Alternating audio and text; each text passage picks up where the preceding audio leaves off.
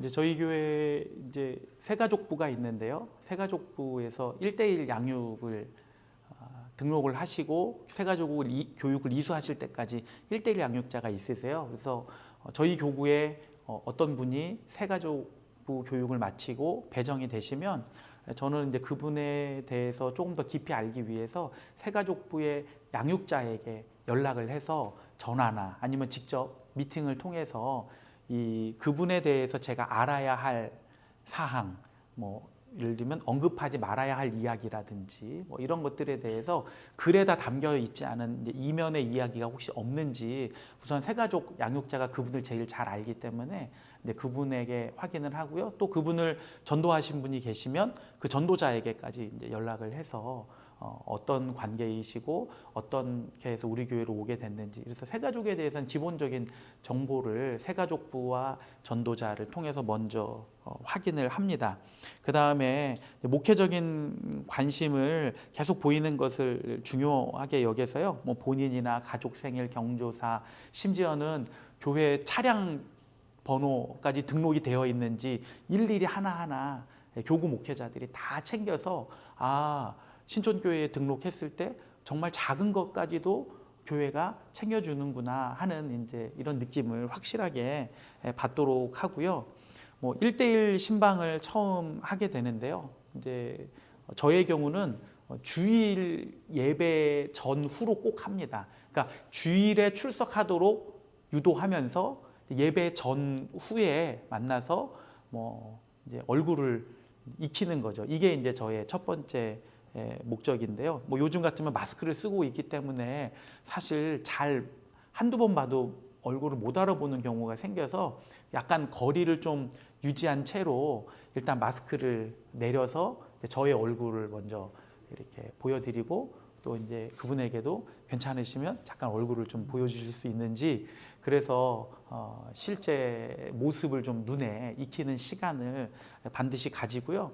그때 제가 이제 꼭 하는 권면이 있는데, 행복한 신앙생활을 위해서는 예배만 드리면 안 된다.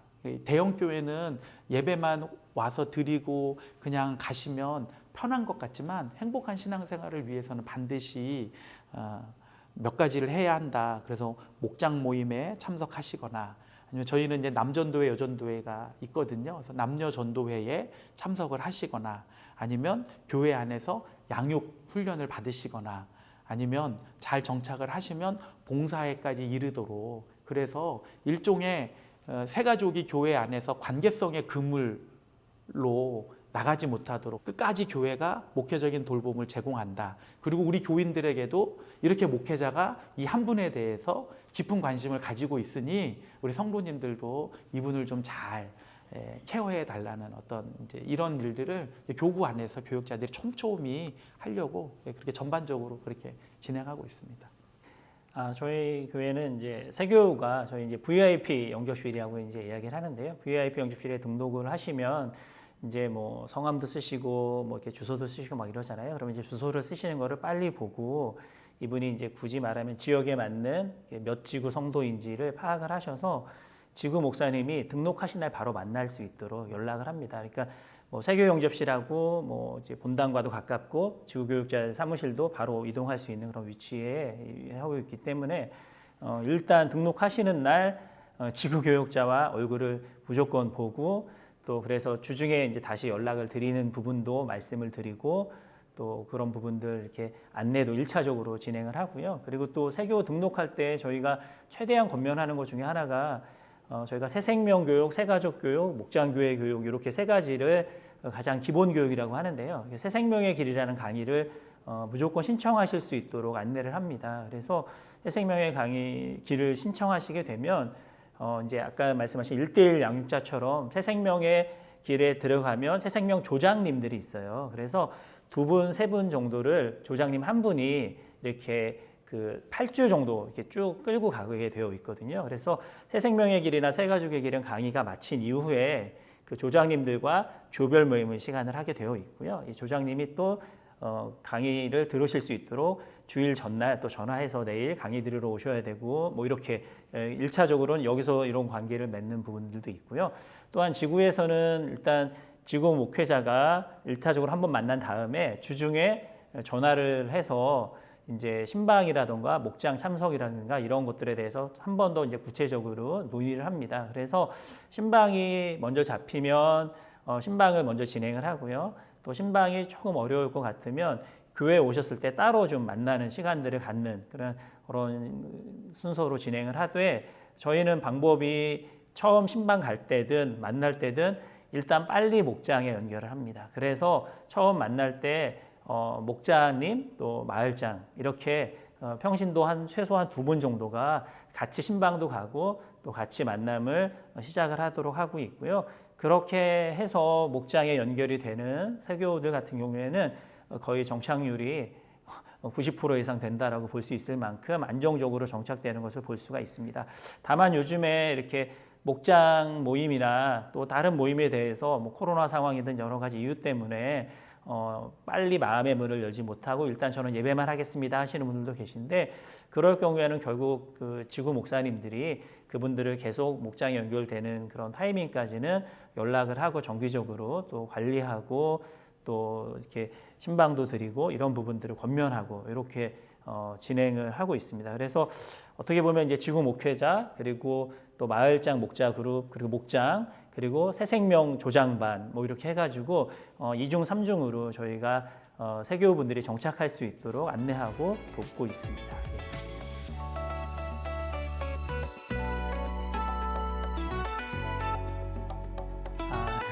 저희는 이제 목자를 다른 말로 평신도 선교사라고 이야기를 합니다. 그래서 평신도 선교사일 만큼 이분들은 중요한 분들이다. 그리고 또 심지어 그런 표현도 있거든요. 지구촌교회 성도는 이제 2부류가 있다. 하나는 지금 목자, 다른 한 부류는 앞으로 목자. 뭐 이렇게 얘기를 하기도 하는데요. 그만큼 이제 목자가 되고 또 목자로 세워지는 것을 저희가 중요하다라고 생각을 하고요. 그 교육훈련부에서 하는 어떤 기본 과정들은 당연히 같이 좀 수료하는 그런 것들이 필요하고, 그리고 사실은 어떤 과정을 수료했던 것보다 중요한 것은 목장교회 안에서 이분이 예비 목자로 준비되어 있는 사람인가, 그리고 목자나 마을장이 볼 때 목자로 설 만큼 이게 충분한 자질과 훈련이 되어 있는 사람인가, 이런 기본적인 자질이 더 우선적으로 되어야 되고요. 그리고 이런 것들이 준비되어 있는 분들에게는 저희가 예비 목자 교육이라는 것을 하도록 하고 있습니다. 예비 목자 교육은 상반기, 하반기 저희가 분기마다 1년에 한 2차례 진행을 하고요. 과목은 총 3과목 정도 강의를 합니다. 그래서 목자의 삶이라는 강의, 또 목장교회 모임 인도법이라는 강의, 목장교회 사역이라는 그 3가지 강의를 같이 진행을 해서 이 강의를 총 다 들으시려면 한 13주 정도 꾸준히 강의를 참석하셔야지만 강의를 들으실 수가 있고요. 그렇게 강의를 들으시고 또 마을장 목자가 적극 추천하고 또 지구교육자가 최종적으로 그분에 대해서 이렇게 인정이 되면 우리 담임 목사님이 임명하셔서 또 목자로 세워서 하게 되고요. 사역자 또 이제 마을장 목자의 역할은 아까 처음 제가 말씀드렸을 때 저희가 한 지구에 뭐 적게는 60개, 한 75개의 목장이 있다 보니까 목회자 혼자 이거를 다 감당할 수 있는 분량은 아닙니다. 그래서 우리 마을장 목자님들의 역할은 사실 목회자들의 역할과 거의 유사하다고 생각합니다. 마을장의 경우에는 4개에서 5개 정도 목장을 섬기시다 보니까는 그 목장 안에 있는 목장원들의 경조사라든가 이런 것들을 다 같이 챙겨주시고요. 그리고 또 4개에서 5개의 목장 모임 할 때마다 돌아가면서 한 주는 첫 번째 목장, 두 번째 주는 두 번째 목장 이렇게 정기적으로 목장교회를 탐방하고 돌아보는 역할도 하고요. 또 지구에서 우리 교회 같은 경우에는 각 지구마다 그 국내 선교, 뭐 여름에 해외 선교, 또 지구에서 있는 뭐 가족 축제라든가 연합 목장이라든가 다양한 행사들이 있는데요. 사실 이런 행사들을 지구 목회자와 함께 기획하고 또 실제로 움직여서 준비하고 이 모든 역할들을 감당하는 게 또 마을장님들의 역할이다라고 말씀드릴 수 있을 것 같고요. 또 목자님들은 또 동일하게 또 목장 교회를 섬기는 리더로서 목장원들의 뭐 경조사를 다 챙길 뿐만 아니라 또 지구교육자의 신방에도 목장원이 신방을 받을 경우에는 다 이렇게 같이 동참하고 또 같이 기도해 드리는 역할들도 하고요.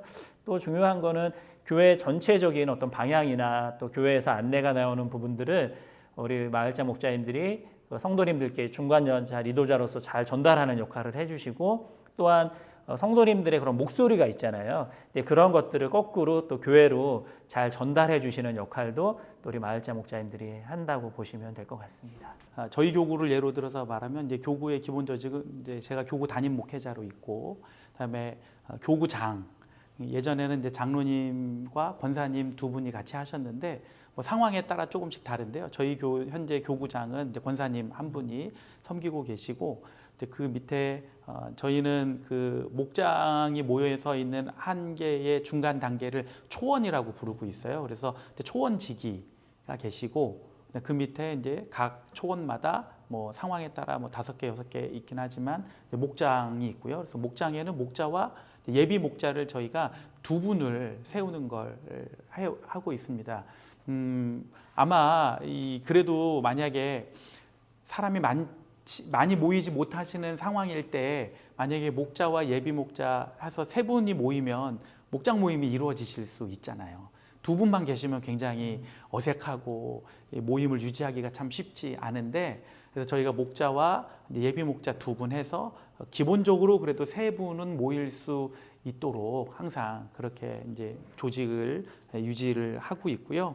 뭐 목자나 예비 목자의 역할은 뭐 지구촌교회에서 하시는 거와 거의 비슷하기 때문에 그 부분은 뭐 넘어가도록 하겠고, 저희 같은 경우는 목자나 예비 목자에 대해서 담당 교구 담임 목회자가 항상 수시로 전화하거나 뭐 연락을 하거나 만나서 그분에 대해서도 챙기고, 또 당연히 그 목장 안에서 일어나는 일들, 그래서 저희는 뭐 항상 교역자와 직접 소통하는 그런 상황으로, 그래서 또 제가 모르는 건 당연히 뭐 초원직이나 뭐 교구장이나 이런 분들이 이제 알려주시고요. 그래서 아까 말씀드렸다시피 어느 한 가정에서 일어난 일이 그 가정의 일이 아니라 다른 교구나 부서와 다 연관이 되어 있기 때문에 항상 그런 부분을 교구적으로 다 같이 공유하고 관심을 갖는 일을 합니다.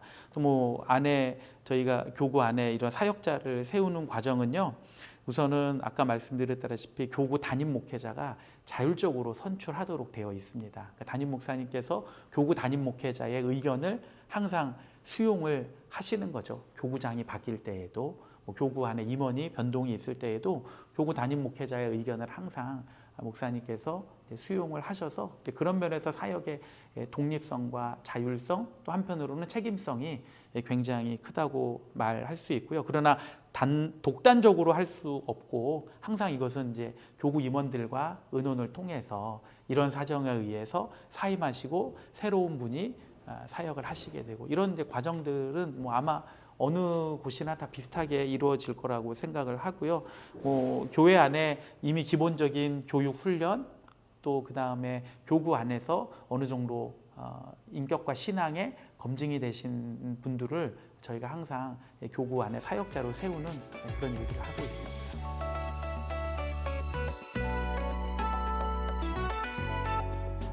다 똑같이 비대면 신방을 많이 하셨을 거라 생각을 하고요. 또 온라인 위에서 굉장히 줌 많이 활용을 하셨잖아요. 근데 줌이라는 용어도 모르던 상황에서 이것을 해야 한다는 것 때문에 저희 교회 같은 경우는 특별히 장년들의 경우, 또 연세가 있는 어른들의 경우는 뭐 어플 설치부터 시작해서 시작 방법, 뭐 음소거가 안 돼가지고 뭐 텔레비전 소리 막 나오고 굉장히 어려웠던 시기가 있는데, 그래서 저희가 작년부 같은 경우는 TFT를 구성을 해서 온라인 사역을 적극적으로 교회에서 지원을 했어요. 그래서 줌 모임으로 활성화되기 이전에 우선 줌 사용 매뉴얼을 제작을 해서 온라인으로도 배포하고 책자로도 만들어서 이제 배포하면서 이것이 일종의 신방의 한 계기가 되는 거죠. 그러니까 뭐든지 교회에서 할 수 있는 거리가 있을 때는 전 교역자가 이걸 적극적으로 성도를 만나는 계기로 해서 온라인은 뭐 그런 식으로 했고요. 뭐 현재 이런 상황에서 온라인을 지속하는 거에 대해서 사실 피로도가 많이 누적이 된 상황입니다. 저도 온라인 모임을 인도해 보니까 현장에서 하는 것보다 에너지가 2배, 3배가 준비 과정부터 훨씬 더 많이 들더라고요. 올해 이제 저희 교회 강조 사항이 예배의 회복, 영성의 회복이잖아요. 그래서 이제 코로나로 약해진 이제 현장 예배 참석을 이제 높이는 것이 저는 굉장히 중요한 거라고 생각을 하는데, 음악회로 예를 들면 현장에서만 느낄 수 있는 음악회의 감동이라는 게 있잖아요.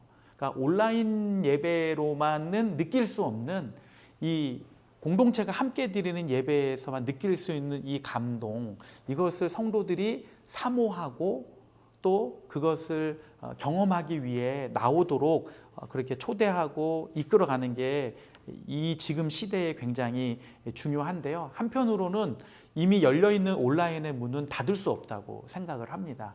그러니까 온라인과 오프라인 두 가지가 어떻게 조화를 이루어 갈 것이냐, 이것이 이제 이 코로나를 끝내간다고 하는 이 상황에서 큰 숙제이고요. 한편으로는 이런 생각을 하는데, 코로나에 대한 개인의 온도차가 분명히 있거든요. 아무리 뭐 확진자 수가 줄어도 여전히 두려워하고 이렇게 염려하는 분들이 사실 많이 계시는데, 저는 그분들이 용기를 내어서 한 번만 교회에 나와서 예배를 드리시면 잊고 있었던 예배의 은혜와 감동을 회복하실 것이다. 그런 면에서 저는 앞으로 한국교회의 예배가 조금 더 회복이 되고 더 변화되는데 도움이 될 것이다. 이렇게 좀 긍정적으로 바라보는 요소가 있습니다. 사실 코로나 상황 가운데 뭐 이제 현장 예배에 대한 어려움도 있었지만은 사실은 소모임에 대해서 워낙 정부에서 이야기를 강하게 했기 때문에 소모임을 하지 못하는 거에 대한 부담이 많이 있었습니다. 그래서 처음에는 좀 당황하기도 했고, 그래서 저희가 맨 처음에는 이제 구글 듀오도 잠시 사용을 하다가 그거보다는 좀 더 효과적으로 모임을 할 수 있는 게 뭐 목사님도 말씀하셨지만 줌이라는 판단이 들어서 줌을 도입해서 저희가 사용을 하기 시작을 했고요. 또 성도님들이 이를 잘 활용할 수 있도록 뭐 영상도 만들고 또 목회자들이 직접 설치하는 것 도와드리는 경우들도 있었고요. 또 시니어 어르신들 같은 경우에는 뭐 그래도 여전히 어려운 분들도 있었던 것 같습니다. 그래서 그럼에도 불구하고 또 이제 몇 번 하시다 보면 이게 안정적으로 또 접속이 되기 때문에 줌으로 어느 정도 많은 분들이 흡수가 돼서 또 목장 모임이나 모든 것들이 진행이 되었던 것 같습니다. 다만 그럼에도 불구하고 나는 너무 어려워하는 분들은 뭐 소그룹 그 인원 제한이 뭐 4명일 때는 목장원들이 뭐 8명인데 그거를 두 그룹에서 나눠서 목자님이 일주일에 2번씩 사람 나눠서 이렇게 목장 모임을 하는 그런 열심을 보인 또 목자님들도 있으셔가지고 저희가 또 교육자로서 감동을 받기도 했습니다. 또 저희가 이제 뭐 목장 모임뿐만 아니라 목자 모임들 저희가 정기적으로 하기 때문에 이 목자 모임을 또 정기적으로 하는 거를 쉴 수가 없기 때문에 이 목자 모임도 또 줌으로 지구 목사님들이 다 준비해서 또 우리 목자님들은 줌으로 들어와서 또 같이 참석하고 또 마을별 시간도 소 그룹방 나눠서 다 해서 또 같이 할 수 있도록 하는 그런 일들도 진행을 했고요. 특별히 또 고무적이었던 것은 저희가 작년에 셀 컨퍼런스를 이 온라인 코로나 상황 가운데 진행을 했었습니다. 그런데 셀 컨퍼런스가 이제 온라인으로 하다 보니까 해외에서도 그렇고 굉장히 다양하게 많은 분들이 참여를 하셨고요. 그래서 그 우리 교회 성도님들 포함하면 약 5,000분, 우리 교회 성도님들 말고 외부 성도님들, 목회자들만 하면은 한 1,400분 정도가 셀 컨퍼런스 참석을 했는데요. 그냥 컨퍼런스만 참석한 게 아니라 저희가 컨퍼런스 기간 중에 그 온라인 목장교회 탐방을 하도록 했습니다. 이게 어떤 거냐면 온라인 목장 모임을 하는 그 줌으로 목장 모임 하는 곳에 그 성도님들이 들어와서 또 목회자들이 들어와서 온라인으로 목장 모임을 어떻게 하는지 이렇게 탐방하고 지켜보는 거죠. 그게 가능하더라고요. 또 이렇게 저희가 그때 해보니까. 그래서 저희가 내부 목장을 한 30개 조금 넘게 오픈을 했고요. 약 700분 정도가 그 30개 목장에 각각 20분 이상씩 이렇게 들어가셔서 실제로 온라인으로 어떻게 목장 모임 하는지를 탐방하는 그런 시간까지 가질 수 있었습니다. 그래서 저희가 나름 이런 부분에 있어서 감사하게 생각하고요. 또 지구 교육자들이 또 온라인으로 목장 모임뿐만 아니라 신방을 많이 하다 보니까 저희가 이제 사무실 하나에 한 5분씩 쓰는데 이게 사무실에서 불가능하잖아요. 이렇게 온라인으로 줌으로 사용을 하는 게. 그래서 온라인 신방 룸이라는 거를 교회에서 만들어 주셔가지고 혼자 들어가고 또 랜선 직접 꽂아서 안정적인 환경 가운데 온라인 신방할 수 있는 룸도 저희가 구비하고 또 그 공간을 사용을 했습니다. 그리고 말씀하신 것처럼 현장이 회복이 되는 그런 상황 가운데 있는데 저희가 그 부활주일쯤 해서 한번 보니까 현장으로 목장 모임을 좀 회복한 목장이 한 60% 전후 정도 되는 것 같더라고요. 그래서 아직도 한 40%는 온라인상에 이렇게 유지하고 있는데, 이유 중에 하나가 뭐 가족이나 또 본인이나 누구 한 명이라도 목장원 중에 코로나 이슈가 있으면 그런 목장은 모이고 싶어도 일단 못 모이는 겁니다. 2, 3주 정도 뭐 그런 것도 있고, 또 여러 가지 그 현장이 아무리 열렸어도 돌아오지 못하는 그런 성도님들이 계시는 것처럼, 또 목장 모임도 우리 이게 좀 더 이렇게 갑시다 하는 분들도 있다 보니까 현재 한 60% 정도가 현장 모임으로 회복한 가운데 있는데, 이 부분들을 좀 더 저희가 현장 모임으로 목장 모임 할 수 있도록 좀 강조하고 안내해 드리고 있고요. 그럼에도 불구하고 또 온라인 상황이 일단 열린 상황이기 때문에 이 부분들은 효과적으로 계속 유지하고 사용해야 되는 부분은 필요하다라고 생각하고 있습니다.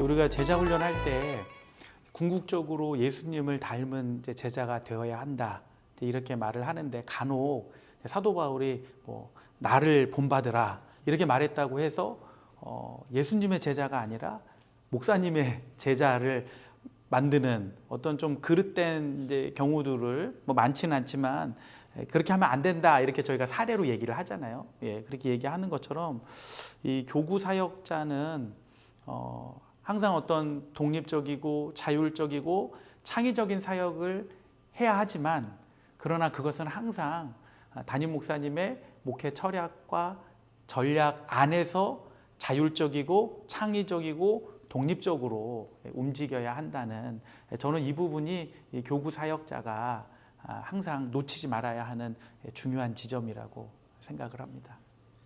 저도 너무 가장 중요한 거 말씀해 주셨다는 생각이 들고요. 또 하나는 저는 이제 결국 그 함께 동역하는 우리 평신도 선교사라고 하는 그런 리더 분들과의 관계를 지혜롭게 잘 하는 게 너무 중요하다는 생각이 들고요. 또 하나는 너무 당연한 이야기지만 그 이성과 1대1 신방이라던가, 또 신방을 가는데 어떤 뭐 아무리 그분이 신뢰가 가는 분이라도 단둘이 가거나 이런 것들은 가급적 하지 않는 게 가장 좋겠다라는 그런 생각이 듭니다. 예. 저는 어떻게 하냐면, 일단 저의 하루 스케줄은 기본적으로 저희 집사람에게는 100% 공유가 돼요. 제가 몇 시에 누구를 만나고 어떤 이슈로 어디에 간다 하는 것은 기본적으로 저희 집사람은 공유가 되고요. 근데 제가 이제 근무하는 사무실 안에 이제 교회 직원과 목회자가 같이 계시는데, 그분들에게도 똑같이 얘기를 합니다. 오늘 제가 어떤 집에 어떤 일로 신방을 갑니다. 그러니까 제가 최소한 어떤 저의 공적인 상황에 대해서는 교회 목회자나 복수의 직원들에게 일단 공유를 함으로써 이런 어떤 문제가 발생하지 않도록 우선 원천적으로 저 스스로 그렇게 의식적으로 이제 그렇게 하고 있고요. 이제 그 외에 정말 말씀하신 남성 목회자로서 정말 주의해야 할 부분은 항상 주의하는 것 외에는 또 다른 방법은 없는 것 같습니다.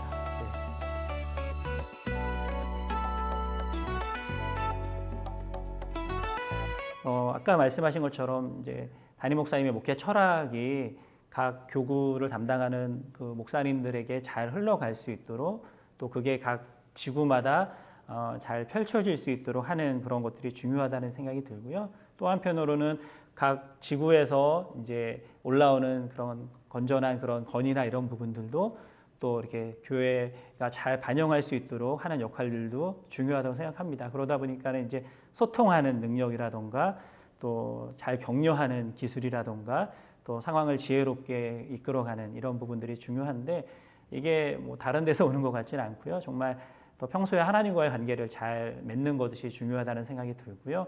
그리고 저희 교회가 아무래도 또 그 목장교회다 보니까는 또 목장교회와 이런 관련된 이런 그 공부나 그런 노력들을 또 지속적으로 좀 더 해야 되지 않을까 생각을 해봅니다. 네, 뭐 비슷한 얘기인데요. 뭐 이제 총괄 사역을 하려면 우선은 담임 목사님께서 어떤 말씀을 하셨을 때 액면 그대로 받아들여야 할 것과 해석해서 전달해야 할 것들을 잘 구분하고, 그래서 목사님의 의도나 뜻이 교역자뿐만이 아니라 직원이나 또 성도들에게까지 이게 고루고루 잘 전달될 수 있도록 하는 것이 아마 이 총괄 사역자가 가져야 되는 중요한 능력이라고 생각을 하고요. 또 장로님들하고의 관계도 굉장히 중요하다고 생각을 합니다. 장로님 자신이 이제 교회의 성도이면서도 어떤 평신도들의 여러 의견에 또 중요한 이 집합지이기 때문에 장로님들과 뭐 교회의 사역이나 아니면 뭐 교구의 상황이나 뭐 이런 것들에 대해서 또 어떤 성도의 개별적인 것에 대해서도 나눌 수 있는 범위 안에서는 장로님들과 수시로 뭐 여러 이야기들을 하고요. 이 교역자들에 대해서는 지극히 개인적인 것이지만 교역자나 교역자의 가족에 대해서도 깊은 관심을 가지고 있습니다. 그러니까 사역의 동역자로만 생각을 하면 일로 맺은 관계인데요. 어차피 같은 교단 안에서 선후배 관계이기 때문에 개인적인 관심을 가지고 있고 저희 집사람의 경우는 이제 다른 부목사님들이나 교육목사님들, 전도사님들의 사모님들이나 아이들에 대한 것은 저희 집사람이 좀 개별적으로 연락하고 묻고 챙기는 어떤 형태로 해서 교구 총괄 사역자라고 해서 일에만 매여 있으면 사역이 좀 한계가 생기더라고요. 그래서 가급적 교역자들은 가족이나 이런 안부까지 좀 확대해서 챙기고 그렇게 노력하고 있습니다.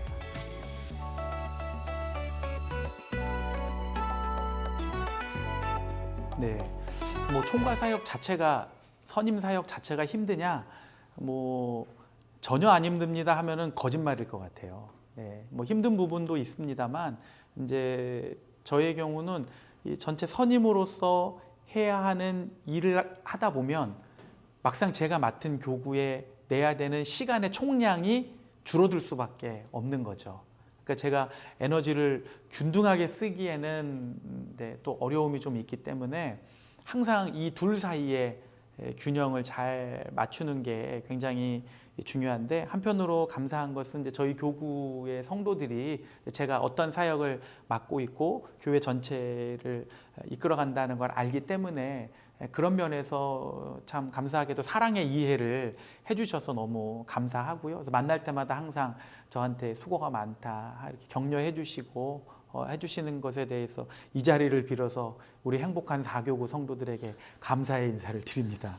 예, 그렇지만 한 사람을 만났을 때 아니면 한 목장을 만났을 때 그 시간에는 최선을 다하고 저의 모든 에너지를 다 쏟으려고 하죠. 그래서 부족한 시간과 상황이지만 어쨌든 저에게 주어진 속에서는 항상 최선을 다하고자 이렇게 하고요. 또 이 교육자들마다 성향이나 사역을 하는 거나 스타일이나 이런 것들이 굉장히 다르고, 또 특별히 초임 교육자의 경우는 교회의 문화를 잘 모르는 상태에서 실수를 할 수 있잖아요. 그래서 그런 일들이 좀 잦아지지 않게 하기 위해서 특별히 더 관심을 가지고, 그렇다고 뭐 획일적이고 통제하는 식으로 끌어가면 반드시 부작용이 생기기 때문에 그렇게 하지 않고 항상 소통하면서 교회의 전체 사역 방향이나 그동안에 흘러왔던 과정과 잘 맞는지 항상 이제 점검하고, 그런 식으로 총괄 사역을 애로사항도 있고 행복한 면도 있고 그렇게 진행하고 있습니다. 예. 저는 저에게 이제 부족한 사람에게 어떤 중요한 사역의 자리를 맡겨주셔서 너무 감사드리는데요. 부족하다라는 생각들을 많이 갖고 있어서 그냥 이 부분에 대해서는 제가 주어진 역할 잘 감당하도록 기도해 주시기를 부탁드리겠습니다.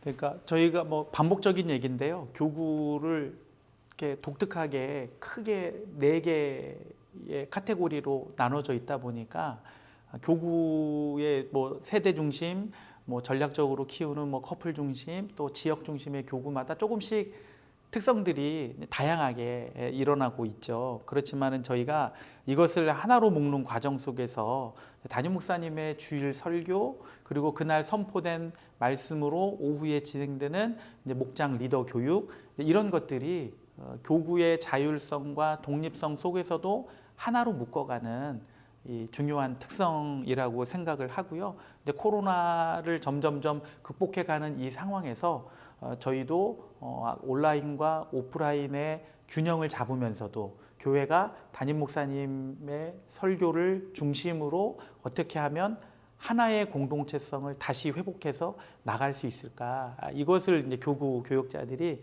굉장히 많이 고민을 이제 하고 있고요. 또 저희가 지난 1월에도 이제 교구 임원 수련회를 했고 이제 다가오는 8월에도 이 행사를 하기 위해서 준비하고 있는데 그런 시간을 통해서 우리 신촌교회 교구가 나아가야 할 방향, 그러면서도 교구 안에서 각자 새롭게 시도하고 새로운 것을 준비하고 싶은 아마 이런 일들을 저희가 준비해 나가는 것이 앞으로 향후에 교구 사역이 활성화되면서도 그것이 하나의 교회를 이루어가는 과정이 되지 않을까 이렇게 생각합니다. 예, 저희 이제 목장교회가 활성화되는 게 결국 이제 교구, 지구가 활성화되는 거고 목장교회가 살아야지 이제 교회가 산다라고 저희가 생각을 하는데요.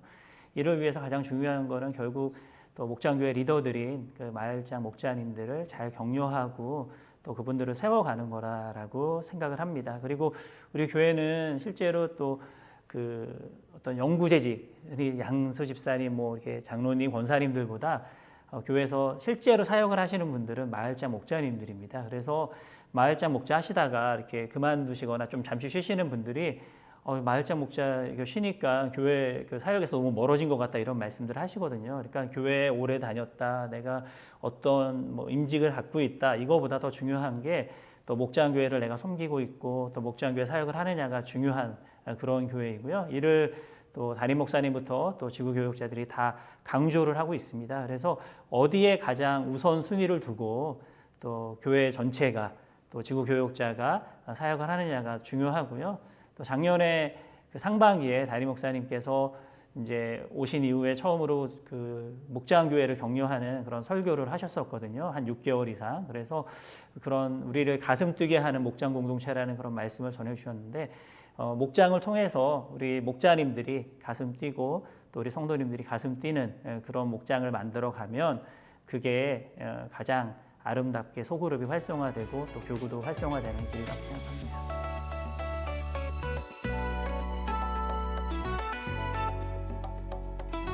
그냥 저의 경험을 비춰서 생각해 보면 교교 사역을 하면서 또 지구 사역을 하면서 힘들고 어려울 때 물론 우리가 주님께 기도하고 또 하나님의 도우심을 구하지만 저에게 가장 큰 힘이 되었던 게 함께 사역했던 그 동료 목사님들인 것 같습니다. 그러니까 지구촌교회 처음 와서 이런저런 모르는 거 있을 때 가르쳐 주셨던 선배 목사님들이 너무 큰 힘이 되었고요. 또 지금도 힘들고 답답한 일이 생기거나 또 같이 좀 고민해서 풀어야 하는 일이 있을 때 우리 동료 목사님들과 함께 그런 이야기들 편하게 나누면서 그곳에서 길을 찾고 또 우리 목사님들끼리 서로 기도하는 것에서 위로를 받고 힘을 얻는 경험을 많이 하게 되는데요.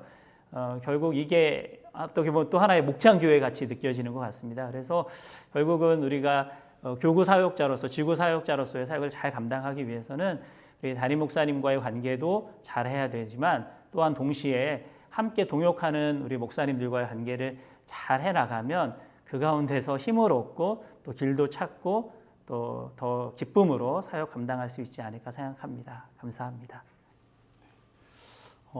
저 자신의 그 목회 철학 중에 하나인데요. 연세가 많은 성도를 대할 때는 내 부모님처럼, 연배가 비슷한 성도는 내 형제와 자매처럼, 또 연배가 저보다 아래이신 분들은 동생처럼 대하자, 이런 생각으로 성도들을 만나고 있습니다. 만약에 저희 부모님이 신앙생활 하시는 교회에 어느 교육자께서 저희 부모님에게 참 자식된 입장에서 너무 감사한 어떤 행동을 해주셨을 때 제가 얼마나 기쁠까를 생각해 보면 제가 저희 교구 성도들을 어떻게 대해야 하는지 아마 그 마음가짐이 달라지지 않을까 생각을 합니다. 또 이 성도가 나의 가족이라면 내가 과연 이렇게 말할 수 있을까? 내가 이렇게 행동할 수 있을까? 이것을 조금만 더 고민을 하면 교구 사역이 더 풍성해질 수 있을 거라고 생각을 하고요. 특별히 저희 담임 목사님께서 저희 교구 사역자들을 교구 담임 목회자로 이렇게 임명을 해주셔서 저희가 책임감 있게 사역을 하고 있는데 골로새서 3장 23절 말씀을 이렇게 수시로 생각을 하거든요. 무슨 일을 하든지 마음을 다하여 주께 하듯 하고 사람에게 하듯 하지 말라.